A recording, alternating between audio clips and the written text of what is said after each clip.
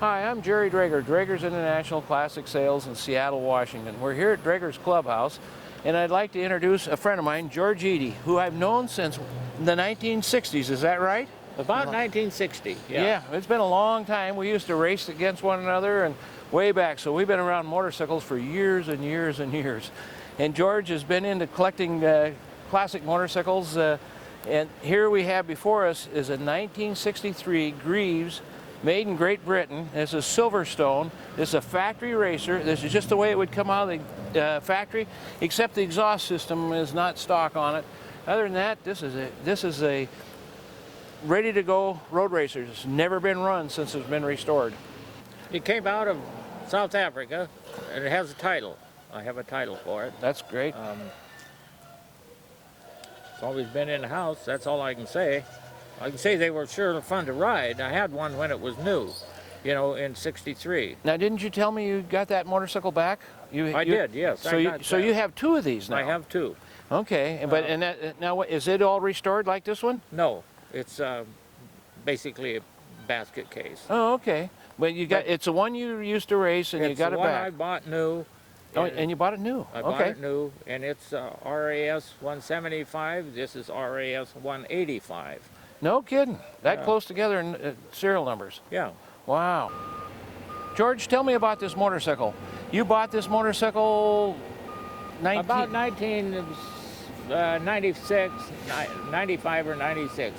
I bought it from Alan Konowski, a businessman that had came over from Africa. This was in his personal collection.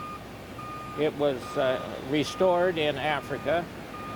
And I got wind of it, and I went down and bought it. And I'm very happy to get it. So this is a exact replica except for the exhaust system and just the way it would come from the factory.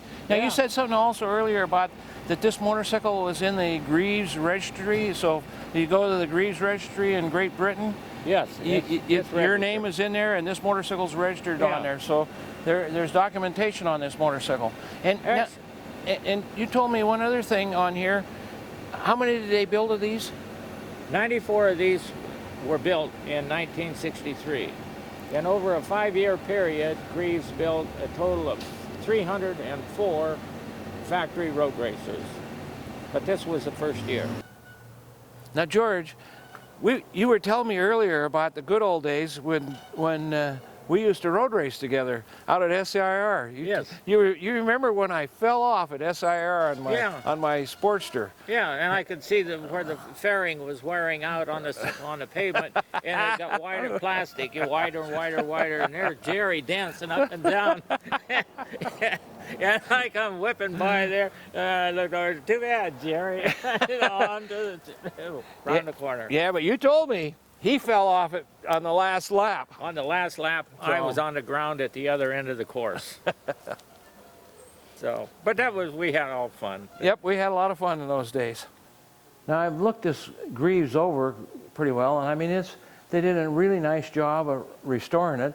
You know, and it's been a number of years ago since it was restored, because I look at where it's got some scrape marks in this black paint. Yeah, I could brush touch that, but I haven't touched it.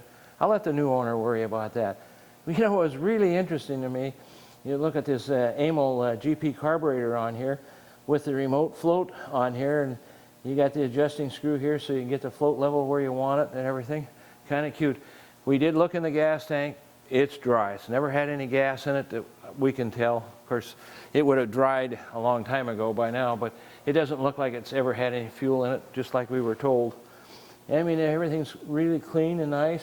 It's sure small. It's not a very big piece for a 250. But George had a good time on the one he had, and now he's got it back again and stuff. So you got the Earl's style front end on here, which you don't see very often. And of course, this side, just like the other side, it's just real clean and nice. I like this shift linkage where you got this bell crank right here, and it goes down to the cut-off lever here and everything. You got your tack drive right there. I mean, everything's clean. It's very, very simple. This would make a good vintage racer if you want to go out vintage racing with it, or it'll make a good piece just sitting in your office or in your family room wherever your wife might let you put it. Anyway, I think it's a neat piece for somebody to own. I want to tell you, if you're looking for a piece to put in your museum or in your living room, this be a neat piece of history to have in there. It's beautiful. It's the kind of piece that would really look good.